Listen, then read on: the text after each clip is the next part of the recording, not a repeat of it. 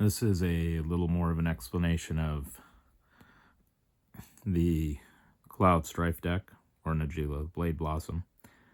Whenever a warrior attacks, he may have its controller create a 1/1 white warrior creature token that's tapped and attacking. If you pay a white, blue, black, red, green, and tap all attacking creatures, they gain trample, lifelink, and haste until end of turn. After this phase, there's an additional combat phase. I do have a Najeela the Blade Blossom that I built around.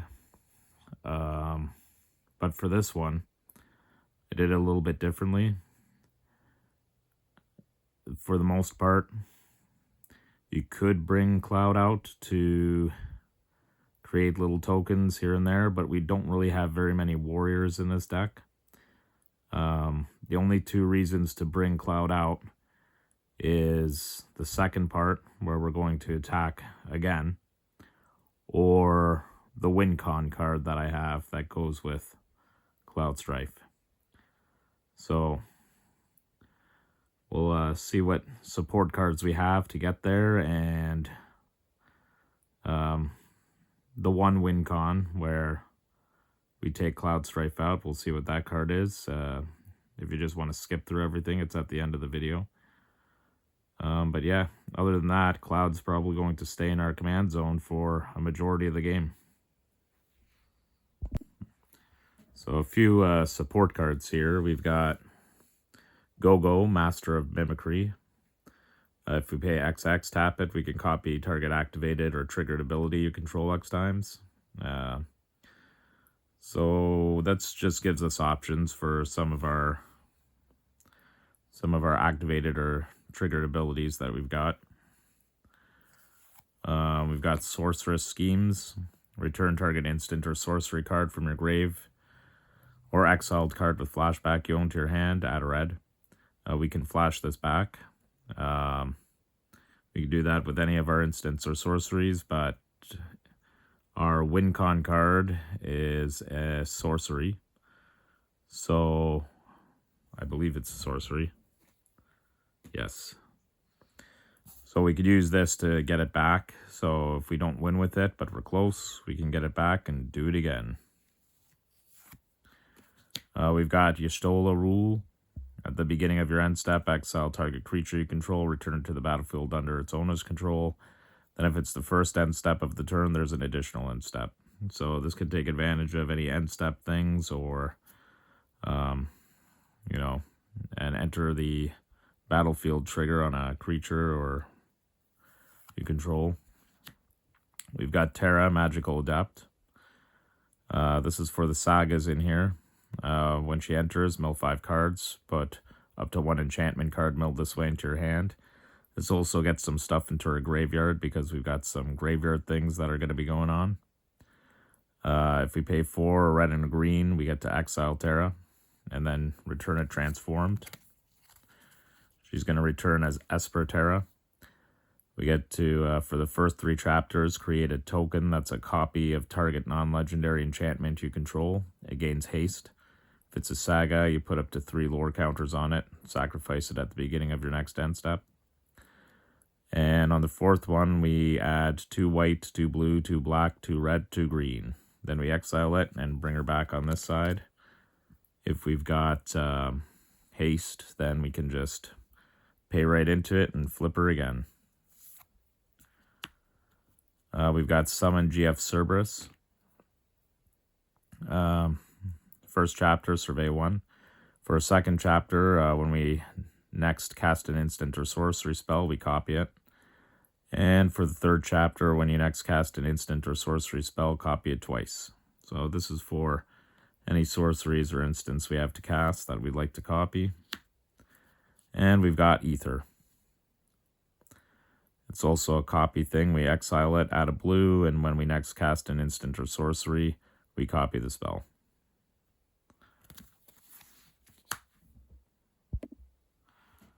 So a few more little support cards here. We've got the Fire Crystal. So we get a little discount. Red spells you cast cost 1 less to cast. More importantly, our creatures get haste. And if we pay 4 and 2 red, we can tap it to create a token that's a copy of target creature you control. So that could come in handy. We've got the Wind Crystal. White spells cost 1 less to cast. A little discount there. If you would gain life, you gain twice that much life instead. And our big thing on this is if we pay 4 and 2 white and tap it, creatures you control gain flying and lifelink till end of turn. So that lifelink could be very helpful. And a little bit of evasion with the flying there. We've got Cecil, Dark Knight. So he's got Death Touch, which is kind of nice. Whenever Cecil deals damage, you lose that much life. Then if your life total is less than or equal to half your starting life total, untap Cecil and transform it. Turns into Cecil, Redeem Paladin, lifelink. Whenever Cecil attacks, other attacking creatures gain indestructible till end of turn. So even if you use them once to protect your creatures for that turn, it's a good go. And we've also got Lightning, Army of 1. First strike, trample, lifelink. When lightning deals combat damage to a player until your next turn, if a source would deal damage to that player or permanent that player controls, it deals double that damage instead. So more often than not, lightning will do her damage in their first strike step, and then everybody else doing their regular combat damage will be doing double the damage. So we can hopefully get some good damage going on there. Some ways to draw into either the win cons or much needed cards. I don't really have any tutors because I like the luck of the draw. So we got a sorcery here, combat tutorial. Target player draws 2 cards, put a +1/+1 counter on 1 target creature you control. We like +1 counters in this deck as well. We got Sephiroth's the Savior. Flying, Vigilance, Death Touch, lifelink.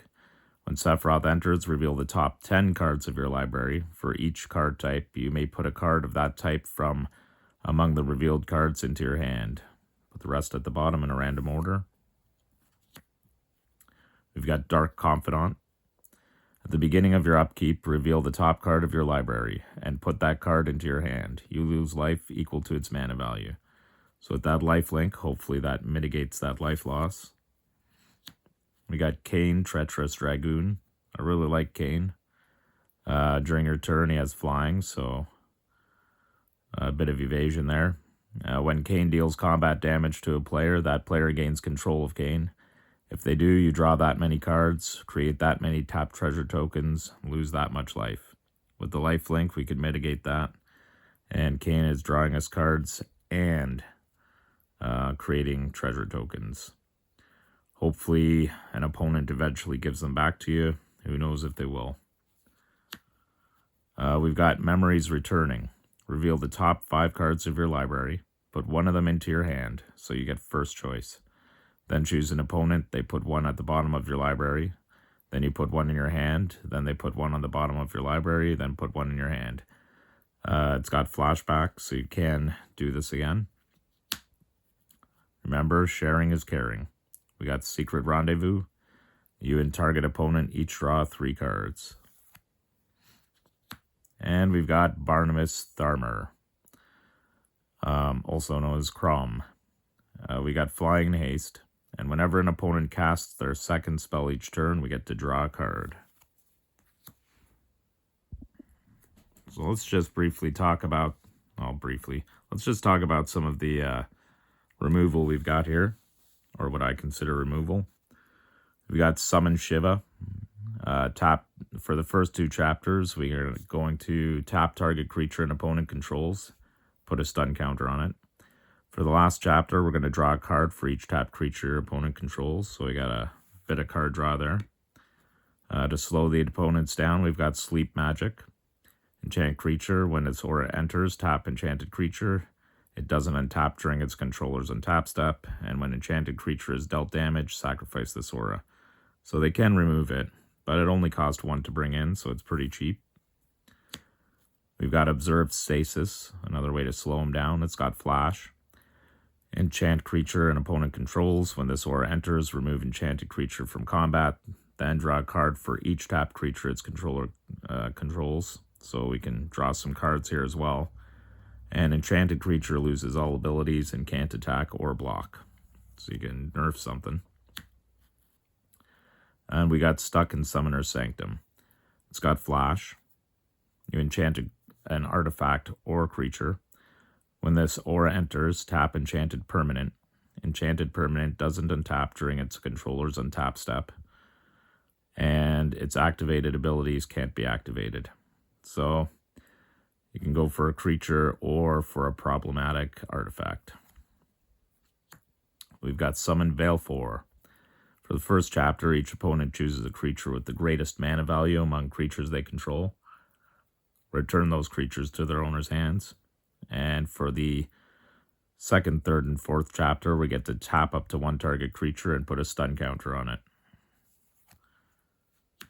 We've got Master's Hand. It's got Flash. When Master's Hand enters, return target spell or permanent to its owner's hand. So it's like a soft counter spell, or you can return an opponent's creature to their hand. You can even do it on one of your creatures or permanents if you want to try to protect one of your permanents. So we've got options. We've got To the Crystal Tower. We get to choose two. Counter target spell. Return target permanent to its owner's hand. Tap all creatures your opponents control. Or draw a card. Tapping all the creatures opponents control can actually get you a win. So this could be part of a win con that you might have, such as if you're playing Summon Primal Odin. For the first chapter, we can destroy target creature an opponent controls, so remove something. For the second chapter, this creature gains whenever this creature deals combat damage to a player, that player loses the game. So with Cryptic Command, you can tap all creatures they control, so they have no blockers. And you can take an opponent out. If you also have Terra out, you can make a copy of Primal Odin, go to the second chapter, so you'll have two Primal Odins on the second chapter, and you could potentially take out two opponents. For a third chapter, we get to draw two cards, and each player loses 2 life. We got Memories of Nibelheim. Destroy target non-land permanent. Its controller creates a 1/1 white human creature token. So some removal there. And Fate of the Suncrist. Cost 4 and a white. But if you target a tapped creature, it will cost 2 less to cast. But overall, it lets you destroy target non-land permanent. So go for a tapped creature, you get a discount. Go for any other permanent. Well, if it's giving you trouble, it might be worth paying the 5. So we were talking about some graveyard shenanigans. So for that, we've got Interceptor, Shadow's Hound. It's got Menace. You can pretty much ignore assassins you control of Menace because we don't really have much in the way of assassins. But whenever you attack with one or more legendary creatures, you may pay 2 and a black. If you do, return this card from your grave to the battlefield tapped and attacking. We've also got Emmett Selch of the 3rd seat.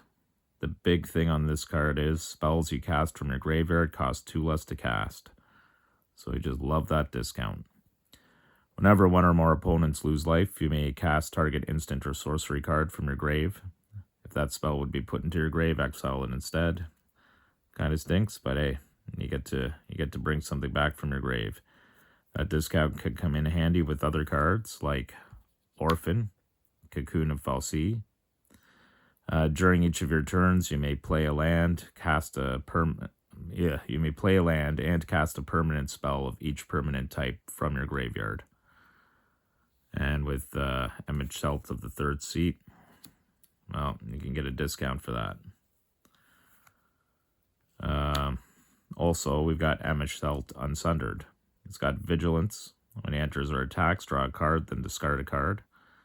Hopefully with some of the milling from Terra or from Emmett Selch itself, or if we just lose permanents, or cast spells at the beginning of your upkeep if there are 14 or more cards in your grave. So maybe you'll have that from all that stuff.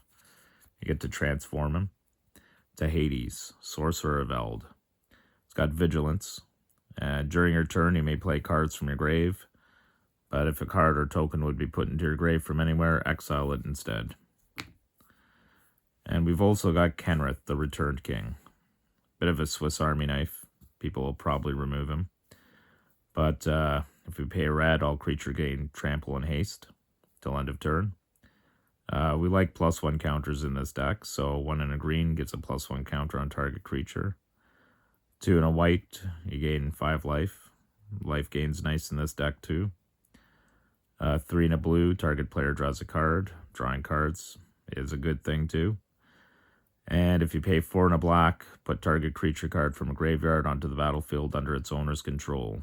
So hopefully we'll be bringing something in that costs, that's costly. So it makes that 5 worth it. Hey, if you have Orphan in there, you can bring Orphan back, because you know somebody's going to want to remove Kenrith.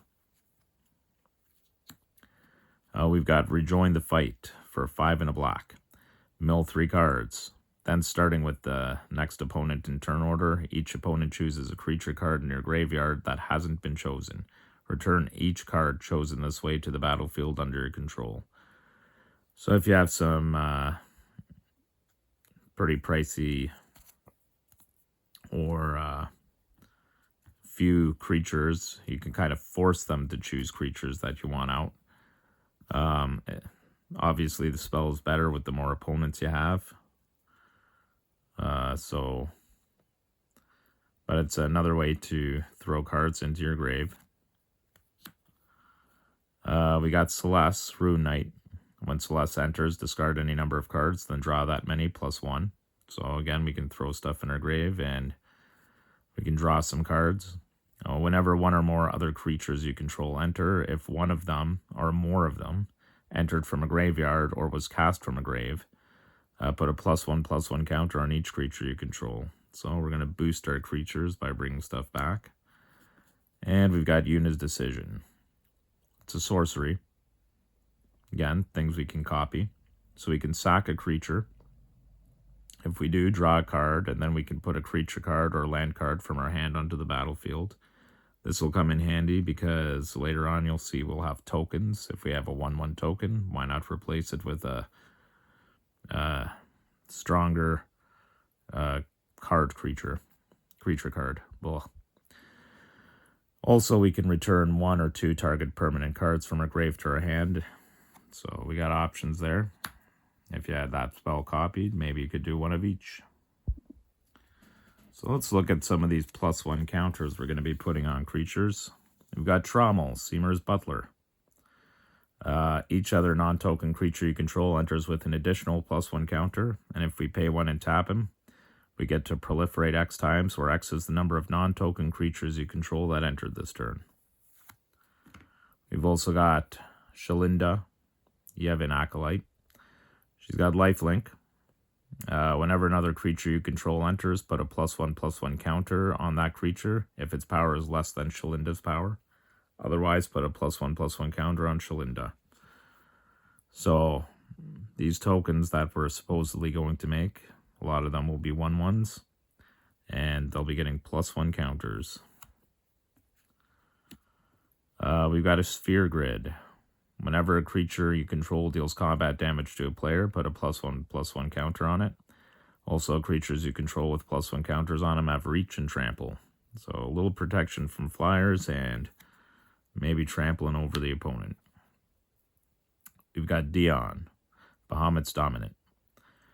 During your turn, Dion and other knights you control have flying. You won't really have very many knights unless you make some.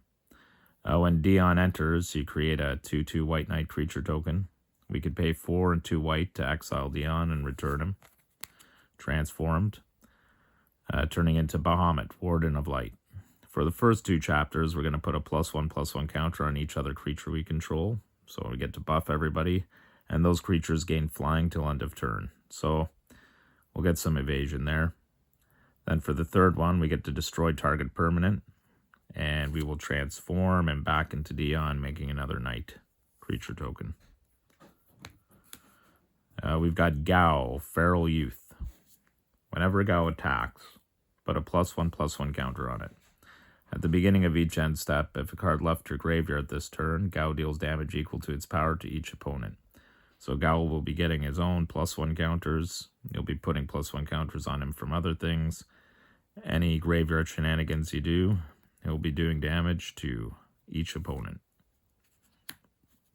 We've got Ardbert, Warrior of Darkness. Whenever you cast a white spell, put a +1/+1 counter on each legendary creature you control. So that'll be mostly your non-token creatures.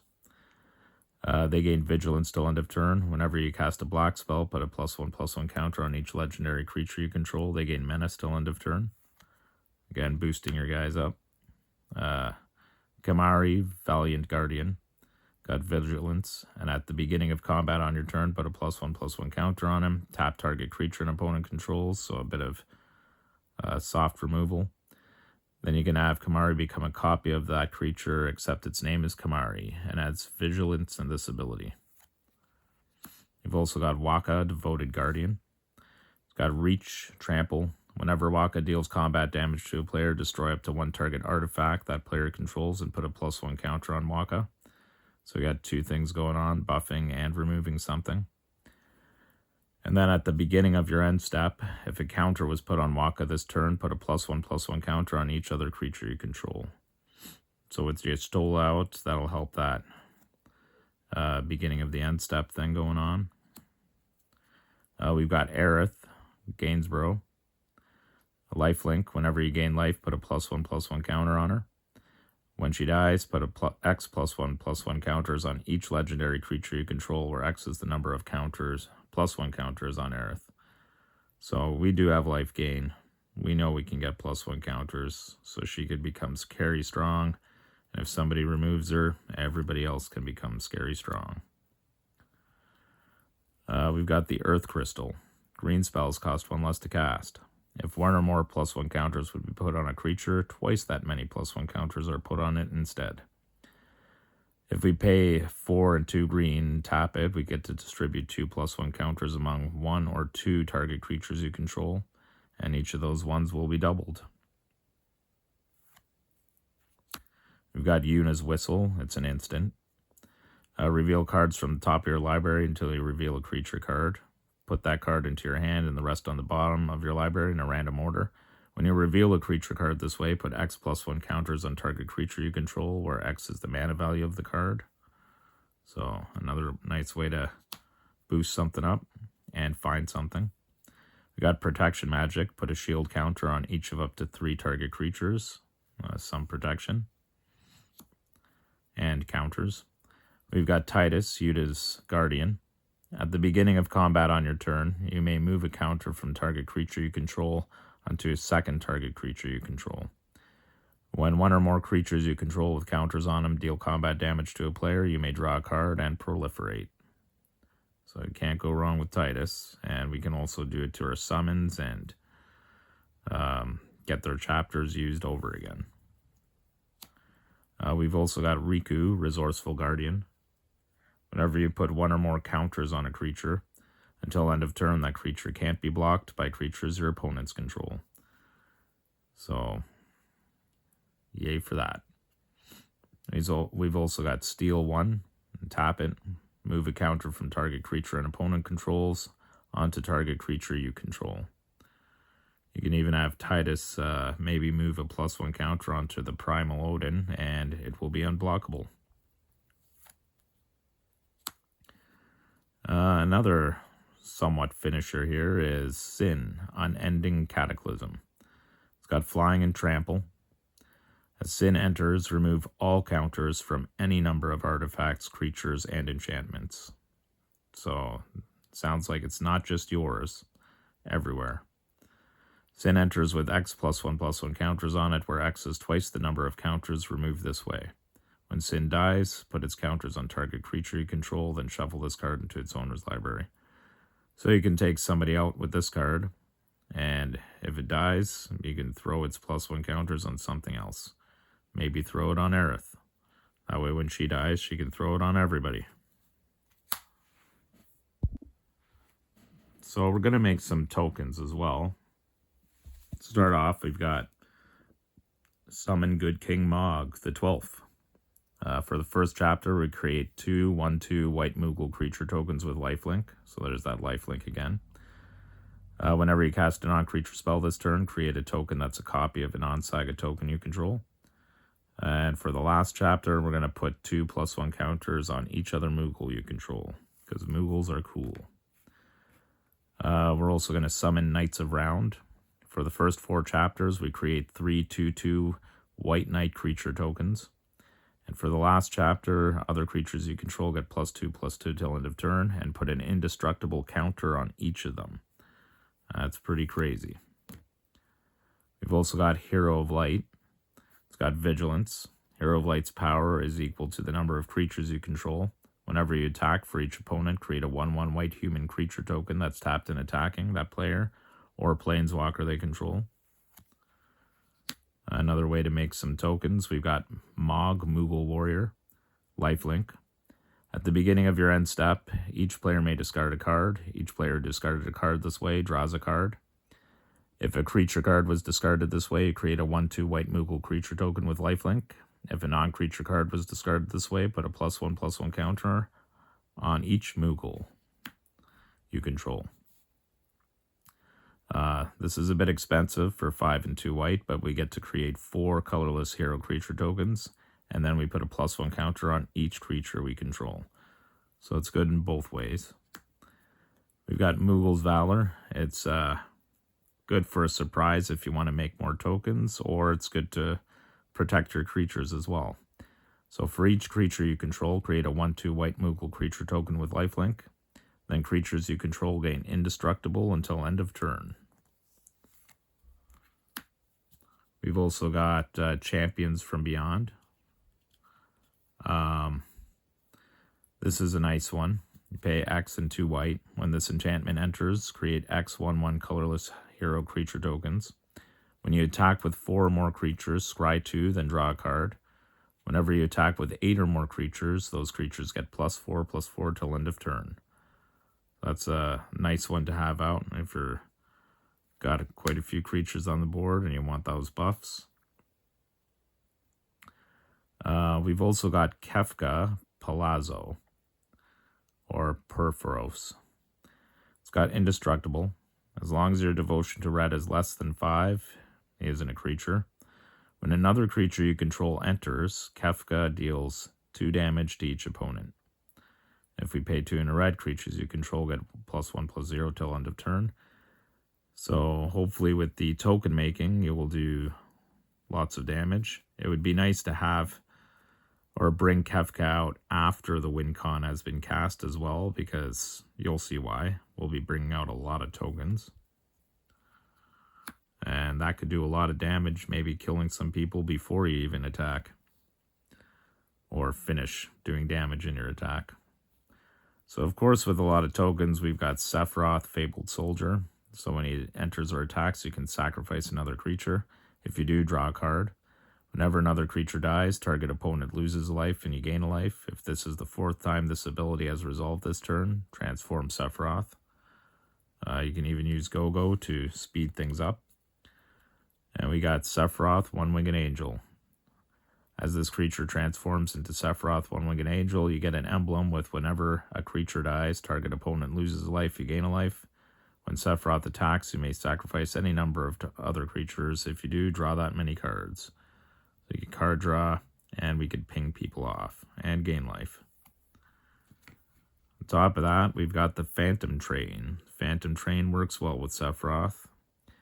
If we sacrifice 4 of our tokens, or even artifacts we might have, the Phantom Train, well, it'll trigger Sephiroth's ability when a creature dies.